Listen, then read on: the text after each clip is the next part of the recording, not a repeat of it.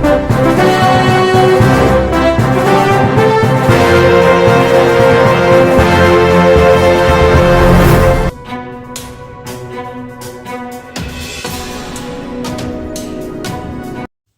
दोस्तों, 25 अप्रैल को कांग्रेस ने देर रात अपने हरियाणा लोकसभा प्रत्याशियों की सूची जारी कर दी। उन्होंने 8 उम्मीदवारों को चुनाव मैदान में उतारा है। गुरुग्राम का प्रत्याशी जो है वो अभी होल्ड पर रखा गया है और एक जो सीट है हरियाणा के अंदर वो गठबंधन यानी कि आम आदमी पार्टी को उसी तरह से दी गई है। लेकिन जिन 8 उम्मीदवारों को चुनाव मैदान में उतारा है इसमें कोई दो राय नहीं है कि ये उम्मीदवार चुनाव मैदान में भाजपा के उम्मीदवारों को टक्कर देने में काफ़ी हद तक सक्षम हैं। और चुनावी परिणाम क्या निकलता है ये तो वक्त ही बताएगा। लेकिन जो एक घोषणा की गई वो बड़ी चौंकाने वाली रही। इसमें सबसे पहले बजेंद्र सिंह का टिकट करके जयप्रकाश को मिलना, भिवानी महेंद्रगढ़ से श्रुति चौधरी का टिकट करके राव दान सिंह को मिलना और करनाल से एक युवा नेता दिवानसु बुद्धि राजा को घोषित करना।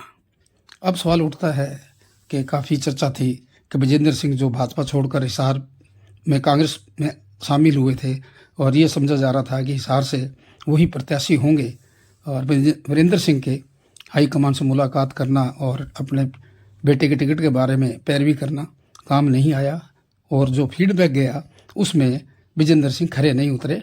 इसलिए कांग्रेस ने जो है जयप्रकाश को यहाँ से उम्मीदवार बनाया है। जहाँ भिवानी महेंद्रगढ़ लोकसभा क्षेत्र की बात है तो वहाँ श्रुति चौधरी 2014-2019 के चुनाव हार चुकी थी और उनका मार्जिन पहले से बढ़ता जा रहा था और कांग्रेस जब इनका फीडबैक लिया तो उन्हें भी श्रुति चौधरी पिछड़ती नजर आई। जबकि एसआर गुट का पूरा दावा रहा था और काफ़ी जोर लगाया कि श्रुति चौधरी को ही भिवानी महेंद्रगढ़ सीट से प्रत्याशी बनाया जाए। लेकिन आखिरकार हुड्डा की चली और उन्होंने राव दान सिंह को चुनाव मैदान में उतरवा दिया।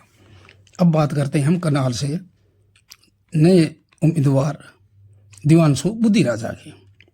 दिवानसु बुद्धि राजा जब करनाल से पहली बार उनका नाम आया था तो कुछ चौंकाने वाला जरूर था, क्योंकि वो यूथ कांग्रेस के प्रधान भी रहे हैं, एनयूसीआई के स्टूडेंट सदस्य भी रहे हैं और दीपेंद्र हुड्डा के काफ़ी करीबी रहे हैं और माना जाता है कि वो राहुल गांधी की टीम में भी हैं। लेकिन इन पर हुड्डा की तरफ से चाणक्य शर्मा का कोशिश की जा रही थी और वैसे वीरेंद्र राठौर, वीरेंद्र मराठा ये लोग भी करनाल से टिकट के दावेदार थे। लेकिन आखिर में कांग्रेस ने दिवानसु बुद्धि राजा पर अपना दाव खेला। 31 वर्षीय दिवानसु बुद्धि राजा एक युवा नेता है, संघर्षशील नेता है और उन्होंने खास करके करनाल के अंदर विपक्ष की भूमिका को बेहतर रूप से निभाया है। अब उनकी चर्चा चली है कि करनाल सेक्टर 6 के रहने वाले दिवानसु बुद्धि राजा पर 2018 में हरियाणा के सीएम रहे मनोहर लाल के खिलाफ बेरोजगारी को लेकर फ्लैक्स बोर्ड लगाने पर दर्ज केस में करनाल लोकसभा सीट से कांग्रेस उम्मीदवार दिवानसु बुद्धि राजा को घोषित कर दिया गया है। जबकि दूसरी तरफ दिवानसु का दावा है कि उन्हें इस केस की जानकारी नहीं थी, उन्हें कभी कोर्ट से कोई संबंध नहीं मिला, मैं कभी हरियाणा से भागा नहीं था, मैंने तो कुरुक्षेत्र और गुरुग्राम में मनोहर लाल व ईडी के खिलाफ प्रदर्शन भी किए हैं, पुलिस मुझे जब चाहे गिरफ्तार कर सकती थी। लेकिन बताया जाता है कि दिवानसु बुद्धि राजा ने अपने वकील के माध्यम से याचिका दायर कर दी है। अब देखते हैं ये चुनाव जो दिवानसु बुद्धि राजा मनोहर लाल खट्टर के खिलाफ लड़ रहे हैं वो उसे कितनी ताकत देते हैं और ये जो मामला सामने आया है इसको लेकर वो कैसे पार पाते हैं, ये एक पहेली बना हुआ है।